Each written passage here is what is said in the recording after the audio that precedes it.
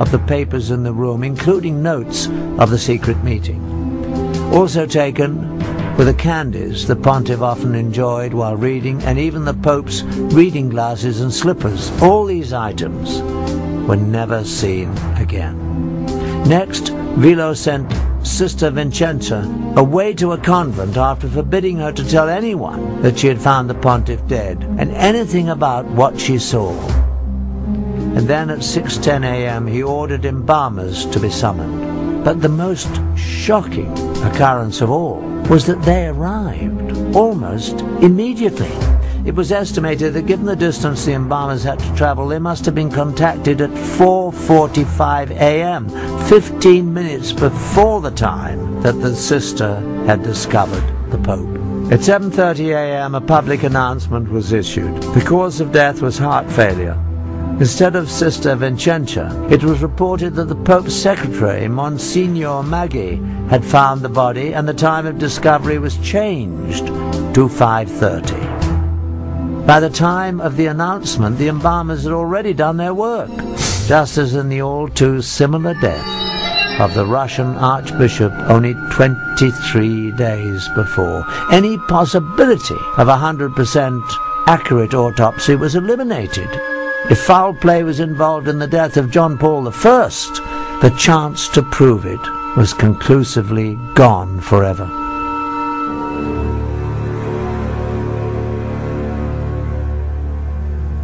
Ten days after John Paul's funeral, Cardinal Vilo assembled the conclave to elect a successor. The official electing body includes 111 cardinals. Once sequestered in the Sistine Chapel, the cardinals must invoke the power of the Holy Ghost to guide them to their decision.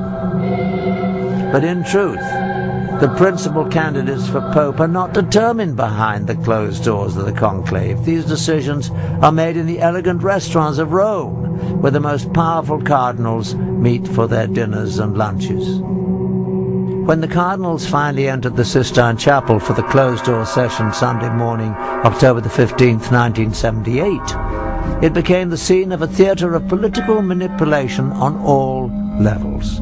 From promises whispered between cardinals to heated debates, with each ballot tensions elevated. After the 8th ballot, white smoke billowed up from the Vatican, signaling that a new pope had been elected.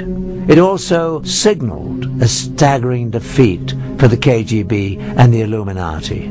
The new pontiff was a staunchly anti-communist Pole, John Paul II. But the Illuminati does not accept defeat easily.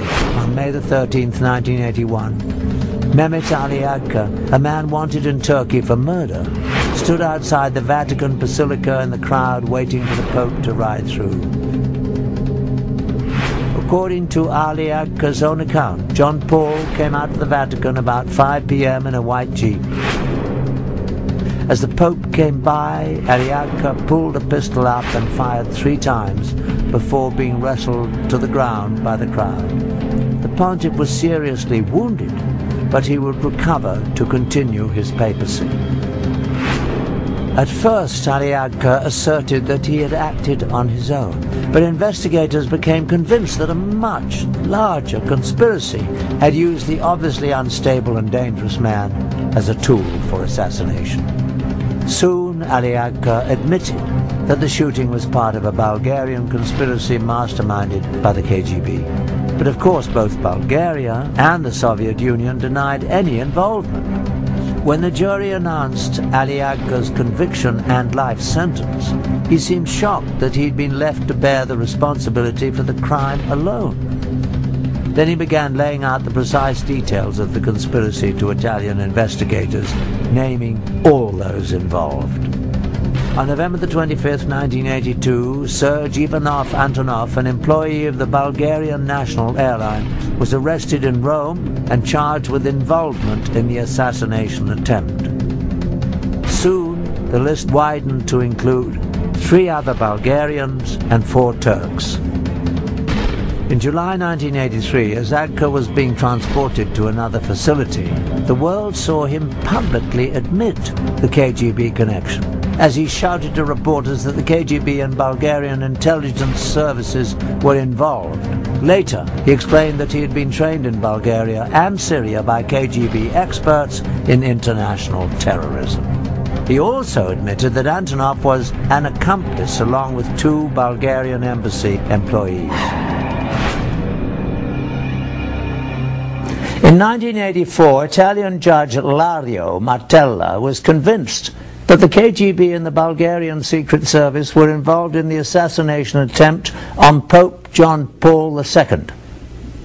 The judge released this finding based on the following facts. Agca used a perfectly forged passport to enable his entrance into Italy, something available only from highly sophisticated sources. He also had enough money to allow him to stay for extended periods in Bulgaria, Switzerland, and several other European countries.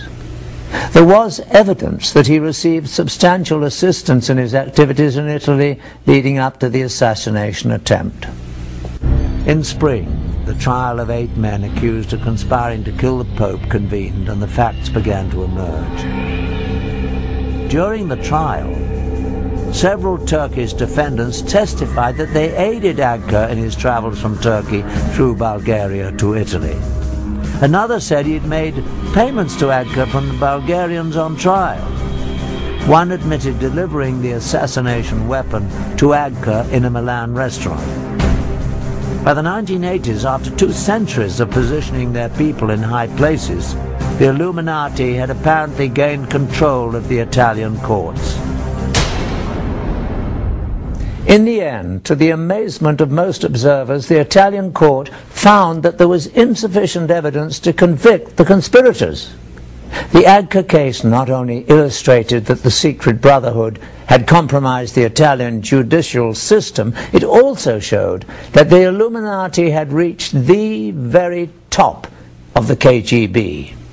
In 1990, Viktor Ivanovich Shemov, a KGB major, who defected to the US, made a shocking admission.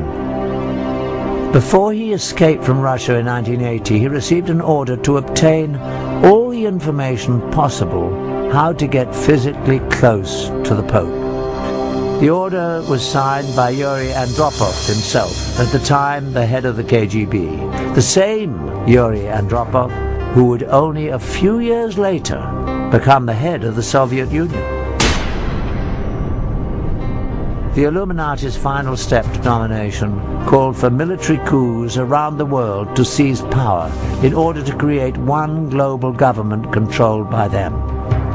To accomplish this, they would use the huge surplus of catastrophic weapons stockpiled in the USSR to threaten the entire world. Although the KGB was the most well-known, it was not the only espionage entity run by the former USSR. Another agency just as massive but even more secret than the KGB was the GRU, carrying out military intelligence. And the secret brotherhood went to great lengths to infiltrate it. The proof that they were successful is revealed in these highly classified GRU agency documents that we purchased from a black market document dealer in Russia. In them, an agent is given his orders to work using the cover of a journalist in Washington, D.C. Once again, the Illuminati has left their telltale sign. The period under high magnification is the pyramid and all-seeing eye.